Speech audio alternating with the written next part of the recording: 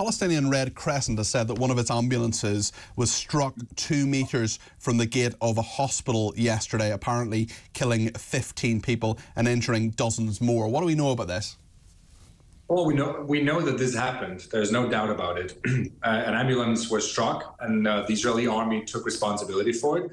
They said that it was used by Hamas to transport Hamas terrorists and weapons, and that's why Israel struck it. Now, this is Israel's version, and the Palestinians, the Hamas-run health ministry said that this was a civilian ambulance. No Hamas members were in there. So once again, we're at this dilemma, really, an information war being waged on both sides, and Israel is doing what it can to provide evidence for their claim, which they have to, because of course, if they did strike an ambulance, which they said they did, they have to provide evidence. Otherwise, this is a war crime. However, if they can prove that Hamas used an ambulance, then they committed another war crime. It is illegal for terrorists to use vehicles such as ambulances or hospitals to find shelter. I mean, that's fascinating, isn't it? There's so many different issues there in terms of who did what and when. I mean, we're in the initial stages of this. It's not even 24 hours on. But there's so many questions already. And the information war, as you say, never ends in this conflict. In fact, we have some news that Hamas officials are alleging, and we always have to be sceptical about these figures because it is Hamas, say that 9,488 Palestinians have been killed in Israeli strikes. This is the Hamas-led health ministry. You've got to remember Hamas is in charge of it, so whether these figures are correct or not, they say 3,900 children have been killed in Israeli airstrikes since the 7th of October. We need to be sceptical about really what everybody's saying in all of this, because it's that old cliche, the first casualty of war is truth. Absolutely. I do want to point out something that came out this morning. Biden officials briefed journalists in Washington, D.C., among them were New York Times and Al Jazeera, and the Biden administration said that the delay to evacuate thousands of people inside Gaza with dual citizenship from Gaza to Egypt, the delay is due to Hamas putting its own members on those lists that were approved of Palestinians who have been injured, Palestinians who are supposed to be evacuated. Interesting. In other words, Hamas is, if this is true, Hamas is trying to get its terrorist members evacuated in ambulances, because we know that those who are injured, they get evacuated in ambulances and they cross the Rafah border crossing. In other words, what Israel did with this ambulance is not far-fetched if we are to believe, let me stress, if we are to believe the Biden administration.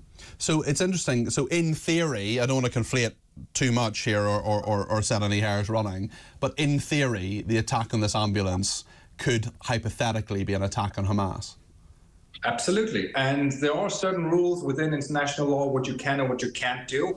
If, for example, terrorists are hiding in a hospital or in an ambulance and it is being used as some sort of a weapon, especially if weapons are inside, that Israel could justify doing it, but they have to provide very clear evidence. And it also cannot be just one Hamas terrorist and 15 civilians. That's obviously, the proportions also have to be correct. So again, we'll have to see what Israel comes up with evidence. Usually they provide it to the Western intelligence agencies such as the UK and the US, and then there's a response from those countries. I mean, it's astonishing and so complex as well. Speaking of the information war, there's a horrendous story on Sky News, I don't know if you've seen it, Jotam, about Hamas gunmen killing an Israeli grandmother and posting the video of her body on her own Facebook page. And this is actually how her family found out she was dead when this happened. I mean, the brutality, the cruelty of so much that is going on is just coming home to roost every single day, isn't it, Jotam?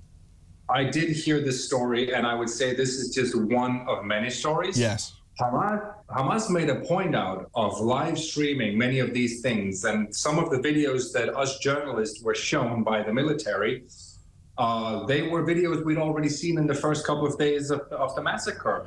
A girl who was paraded inside Gaza Strip as an animal, blood everywhere, and we've seen all of these videos. So this is just another example of the brutality and also the very arrogant way that Hamas has been doing this. It's not trying to hide what it's doing. In fact, trying to amplify it by showing these videos. Jotam, I've actually been invited to a few of those briefings by the Israeli embassy here in London. I haven't gone. Sometimes diary clashes and so on, but I've sort of chosen not to go because I've seen already very, very brutal things, and there is a lot in the public domain, including on social media, that people can come across that really brings home this war and this conflict and how brutal and how unforgiving it is, really, and that we have a lot of misinformation, but we have a lot of information that we perhaps haven't had in other conflicts as well, and that presumably is influencing how Israelis and some Gaza residents as well are thinking about this.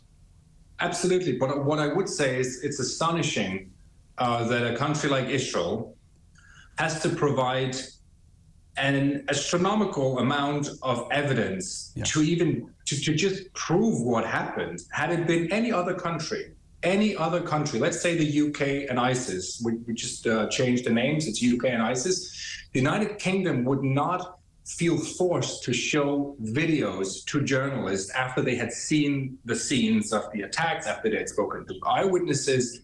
It is quite astonishing, and this is unique, I would say, in modern warfare, that journalists are providing so much evidence through the media, but it's still being met by a counter-campaign by radical, usually radical Islamists and Nazi-like types who would like to sow doubt about it and dismiss it. I even saw somebody on Piers Morgan's show on talkTV. I love Piers Morgan. He's excellent. He's done an amazing job covering this. I even was on his show. But the person he spoke to sowed doubt about whether babies were beheaded. I was disgusted that a person sits in a studio with so many viewers and he's saying these things. And the evidence is there. The evidence is there. It is absolutely there. Yeah, no, listen, I totally agree with that analysis, Jotam. Thank you very much indeed.